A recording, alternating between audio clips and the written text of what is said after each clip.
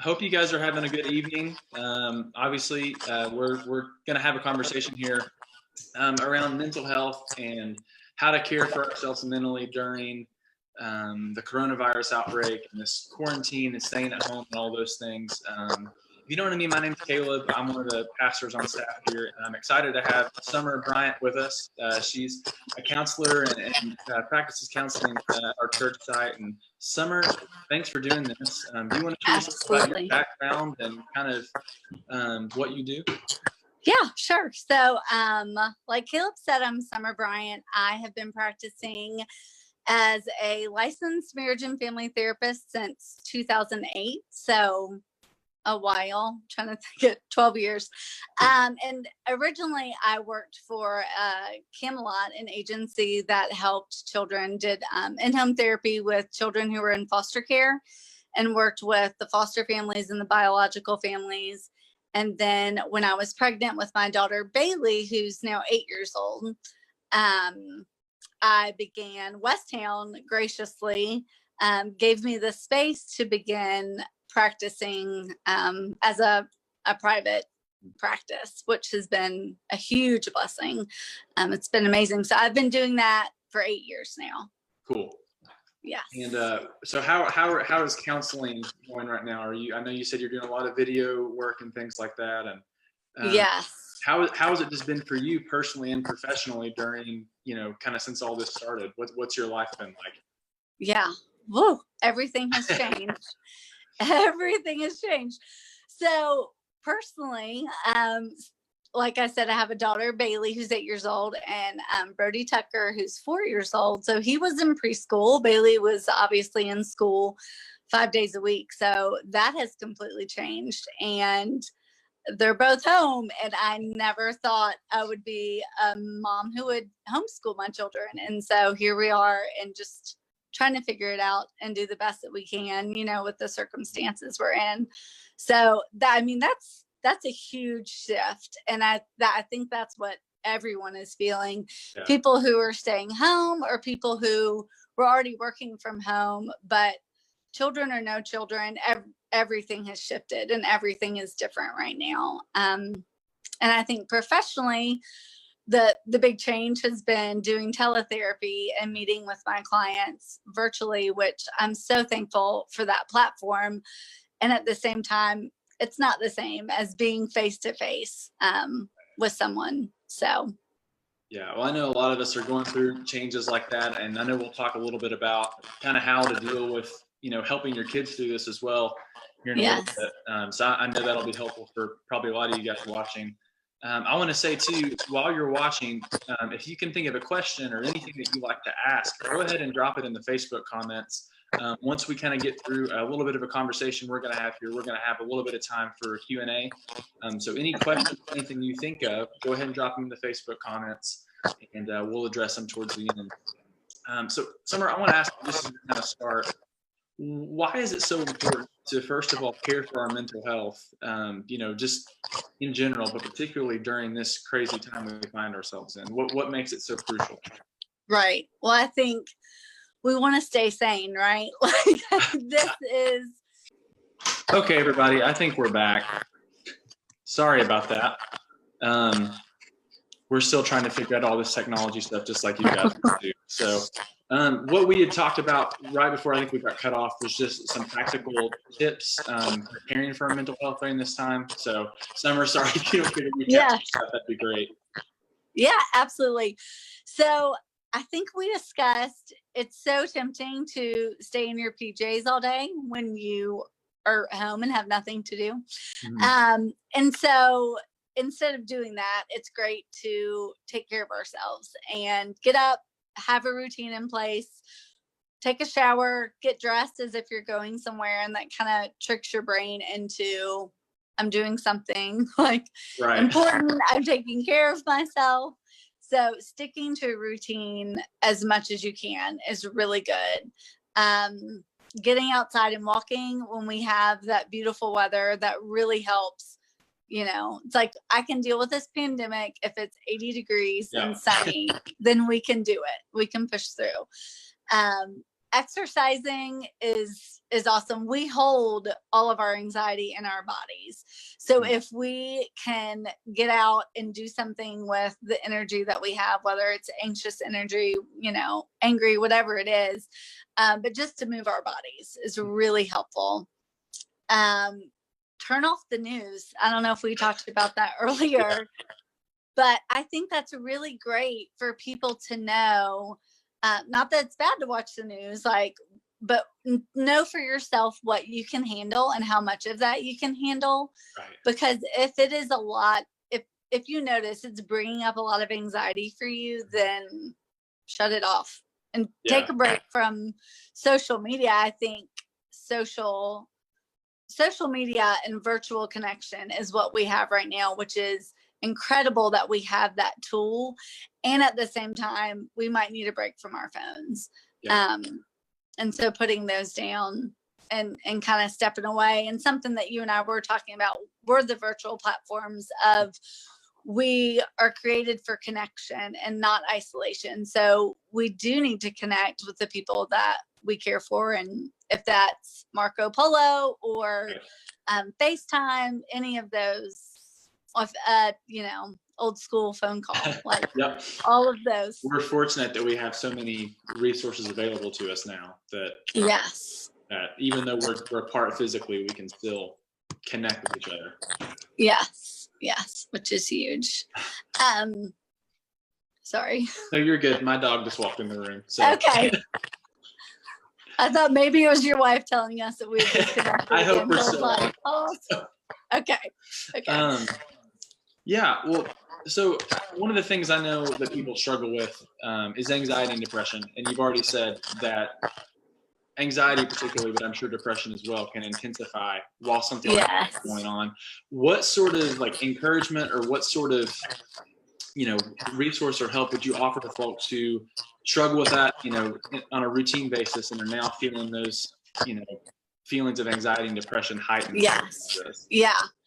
I would be surprised if there were people who weren't feeling some level of anxiety and depression. Yeah. I mean, I think collectively we're all feeling that this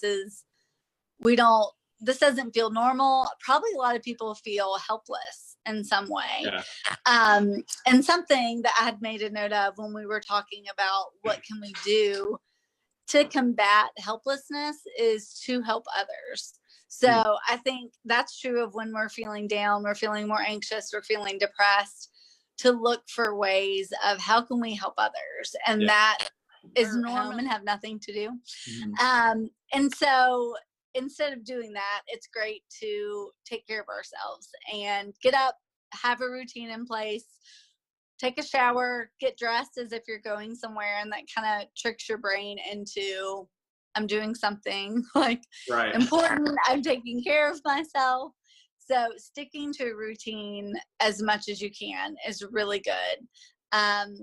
Getting outside and walking when we have that beautiful weather, that really helps. It's like, I can deal with this pandemic if it's 80 degrees and sunny, then we can do it. We can push through. Exercising is awesome. We hold all of our anxiety in our bodies. So if we can get out and do something with the energy that we have, whether it's anxious energy, angry, whatever it is, but just to move our bodies is really helpful. Turn off the news. I don't know if we talked about that earlier, but I think that's really great for people to know. Not that it's bad to watch the news, but know for yourself what you can handle and how much of that you can handle. Right. Because if it is a lot, if you notice it's bringing up a lot of anxiety for you, then shut it off and take a break from social media. I think social media and virtual connection is what we have right now, which is incredible that we have that tool. And at the same time, we might need a break from our phones. Yeah. And so putting those down and kind of stepping away, and something that you and I were talking about were the virtual platforms of, we are created for connection and not isolation. So we do need to connect with the people that we care for. And if that's Marco Polo or FaceTime, any of those, old school phone call, like Yep. all of those. We're fortunate that we have so many resources available to us now that Yes. that even though we're apart physically, we can still connect with each other. Yes, which is huge. Sorry. No, you're good. My dog just walked in the room. So okay. I thought maybe it was your wife telling us that we were disconnected. I hope again. we're still on. Like, oh, okay. Yeah. Well, so one of the things I know that people struggle with is anxiety and depression, and you've already said that anxiety particularly, but I'm sure depression as well, can intensify while something like that is going on. What sort of like encouragement or what sort of resource or help would you offer to folks who struggle with that, on a routine basis and are now feeling those, feelings of anxiety and depression heightened? Yes. Yeah. I would be surprised if there were people who weren't feeling some level of anxiety and depression. Yeah. I mean, I think collectively we're all feeling that this doesn't feel normal. Probably a lot of people feel helpless in some way. Yeah. And something that I had made a note of when we were talking about what can we do to combat helplessness is to help others. So I think that's true of when we're feeling down, we're feeling more anxious, we're feeling depressed, to look for ways of how can we help others. And that is normally so meaningful to us and to the person that you're helping and that you're caring for. So I think that's important. I think this is a time where probably a lot of people are going to reach out. Well, if they haven't connected with a therapist before, it might be time for people to connect with a therapist, and I think it will be the teletherapy option, but that could be really helpful for people, and just processing their feelings and having a safe space to kind of talk about this grieving process that they're going through. I think we lost. Hey guys, sorry. I don't know why it keeps cutting this off, but I am recording this, so I will edit it and compile it to where you can see the whole thing. Summer, you were just talking about the options of reaching out for therapy, teletherapy, and things like that. Yeah. And how that's helpful for people as they kind of go through bouts with anxiety and depression during this time. Right. Absolutely.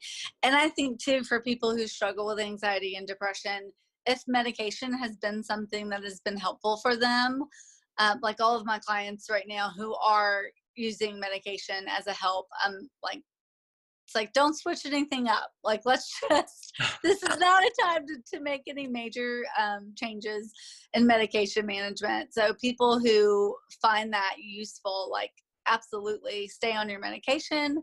I think know your triggers, what's triggering the anxiety and the depression, and like pandemic, of course, but kind of like we were talking about before, if you notice yourself getting really anxious when you're watching the news or you're on Facebook and you're seeing the really sad post about the amount of deaths or, whatever it may be, I think it's good to know what your limit is there and when you need to kind of walk away from things. Yeah. I know that's what I've had to do the last couple of weeks, is because I'm usually like, I get news alerts to my phone and probably on Twitter more than I should be. And it's like, I just had to, watching the numbers go up is not healthy. So it's just been something that I've had to step back from. Yes. Yeah. And it's a balance because you want to know what's going on. And for me, that's my husband. He is the one reading the news articles and watching the news. And I'm like, filter it for me and tell me what I need to know. Yeah. And, I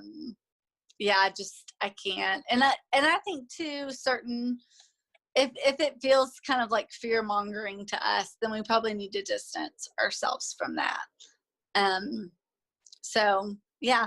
And there's the concept of, I don't know if you're familiar. Have you seen Frozen 2? I haven't. You should watch it. You just watched it, so I've heard I need to watch it, but I haven't got to it yet.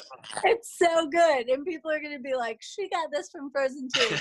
But that idea of do the next right thing, I think is so helpful right now when we feel like I saw a meme that was talking about this pandemic, and it was, the person was saying, like, I simultaneously feel as if I'm overreacting and underreacting. And I think that that's so accurate for us. And when we're feeling that pressure, for me and for the parents who are not typically homeschool parents, and now we're doing that, I think that's so important to just go, what's the next right thing? Like, what is the next thing on the list? Take a step forward. But there's also a podcast, and there is a lady named Emily P. Freeman, and she has the Next Right Thing podcast, which she has had for years now. Is that and she has a book as well. I feel like maybe Ian Cron interviewed her on the Enneagram podcast. And like that. Okay. I heard that. Yeah, she was. Yes, okay. She was on the Enneagram podcast. She is incredible. And her podcast is years old. But she's wonderful. And it's like a 15-minute podcast, which is great because I feel like it's the perfect amount of time. And she says that it's for the chronic indecisive, or people who just need to learn how to make decisions. And so it's incredible. It's very helpful. So, and I think for the people, for all of us struggling right now, to know what our coping skills are and to really like utilize those and what helps us right now. Yeah. How can we cope in healthy ways? Because I think, there's also some negative coping skills that we could be really drawn to right now, like overeating or eating really sweet things because we just want to feel better. Like, give us all the comfort food right now. Yep, it's been goldfish and pizza rolls for me, like every day. There you go. And so another thing I wanted to ask you was, and we've already kind of talked a little bit about resources in terms of podcasts or things like that, but any books or anything, podcast books that you would recommend for quarantine reading, anything like that would keep us sane during all of this? Well, I have to admit, kind of embarrassingly, but I am much more of a podcast person than a book person. And there are books that are amazing. Are you familiar with Brene Brown? Yes, yeah. Okay. She is one of my favorites. Really, anything she has written is wonderful. She has a book called Daring Greatly, and I've written the subtitle, How the Courage to Be Vulnerable Transforms the Way We Live, Love, Parent, and Lead. Okay. And it covers so much in her book, and it's a staple. I typically recommend it to all of my clients. Like, it's that good. She has a podcast, like very recently, I think maybe 2 weeks ago, she started a podcast. And it's wonderful. Like I said, The Next Right Thing by Emily P. Freeman. Okay. And I think for people, whatever they love and whatever kind of books they read, it's like, if you love fiction, if you love nonfiction, like, take the opportunity now to dive into that. And, we have so much time on our hands. So whatever you love to do, or what you have been dreaming of doing that you haven't really created the time to do, I think it's an awesome time to learn how to play guitar or make cookies or cakes, like whatever it is. It's almost a good way to almost get your mind off of things, to dive into something creative or something, just any sort of thing you can kind of tap into at the moment. Right. Yes. And I know there are some, like, it sounds to me like you're familiar with the Enneagram. So there are some of us that, we need a creative outlet. Like, to be creative is so healthy for us. And I think for everyone, generally speaking, but there are personalities that even more so, it's important for them. As a poor with the pandemic going on, I need I've got to play music or something. Just, and feel the feel. Yeah, that's the hard thing. Like, how do I cut off the emotion during the craziness? Right. When is it enough feeling? Yeah. Well, that was another book that I had, was The Road Back to You by Suzanne Steele. And Ian Cron is wonderful. The Enneagram is such an awesome tool that if you're not familiar, or if you've wanted to learn more about it, I think this is a great time to do that. Cool. Well, if someone does find themselves struggling mentally over the next few weeks or months, however long this thing goes, what are some like immediate resources that are available to them? Who can they get in contact with? What would you recommend, that first step be for someone who kind of enters into a period of onset of struggling mental health over the next few weeks? Yes. I think bottom line for that is reach out. Like if you were noticing that you were really struggling and you're having a really hard time coping, I think we need to normalize it. Like it's completely normal. And at the same time, it's so healthy. And it's, again, goes back to really have to be strong to ask for help. I tell people when, if I'm out somewhere and I'm meeting someone new and they're like, what do you do? It's always kind of awkward for me to say I'm a therapist. Like you never really know what the response that you're going to get. But people have said some strange things to me. And I always tell them and this will make me emotional, but my clients are the most brave people that I know. Like they are so incredibly brave because they come in and they face the things that are so hard to face and that are really hard to talk about. And so really they're some of my favorite people and some of the most brave people. So I think reaching out to anyone, that's the step that you need to take, whether if it's a friend that you trust, if it is, you guys at the church, that y'all are there for people, for them to come and talk to you. If people want to reach out to me, Psychology Today is a great website where you can just search for therapists in your area. And a lot of therapists right now in their bio will have if they're doing teletherapy currently or not. So that's a great thing to know. There are so many groups and resources. Celebrate Recovery is an amazing group. It's just tricky right now because people are not, a lot of the groups that were meeting in person have kind of stopped meeting in person, obviously. So there are some virtual options there. And there is one that I meant to write down that I can give you, Caleb, of a man who runs a grief support groups, because as we're in this pandemic, people are there's still, life things happening. And I have one of my closest friends just very abruptly lost her best friend in the middle of all this. And so we have that where you can't really even have a proper funeral for someone right now. Yeah. And that just adds another layer to the grief process that is confusing. It's hard to really navigate that. But I think just telling someone, hey, I'm struggling, and reaching out and talking to someone is the most important thing. And there's also the crisis and suicide prevention hotlines. There's a national one and there's one for Tennessee. And that's a great resource to use. Awesome. And I'll link that number, actually. If you want to send me that resource, I'll link that in the Facebook comments. Yeah, absolutely. But before we kind of close it out, do you have any closing things you want to tell people, or anything just from a professional's point of view, and what would you want to say to people right now? Yeah. The only thing I would think was just kind of what we just talked about, was reaching out and talking to someone, reaching out and telling people where you're at. And if you're struggling, you absolutely need to share that. I think that would be the main thing. Hey everybody.